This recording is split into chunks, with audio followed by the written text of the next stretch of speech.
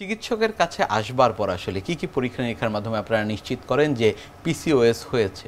একটা মেয়ে যখন আসে তখন দেখেই কিন্তু আমরা অনেকটাই বুঝতে পারি যে একটা বেশিরভাগ মেয়ে আমি একটু আগে বললাম যে এদের ওবেসিটি থাকে, আর এছাড়া দেখা যায় যে এদের ফেশিয়াল হেয়ার, অনেকে তো আবার আজকাল কসমেটিক পারপাজে হেয়ার উঠে নিয়ে আসছে, কিন্তু তারপরেও আমরা জিজ্ঞাসাবাদের মাধ্যমে বের করি যে তাকে সে কোনো উঠাচ্ছে কিনা, লেজারের মাধ্যমে হোক, ওয়াক্সিংয়ের মাধ্যমে হোক, সেটা তার সৌন্দর্য বৃদ্ধির জন্য সে এটা করতেই পারে।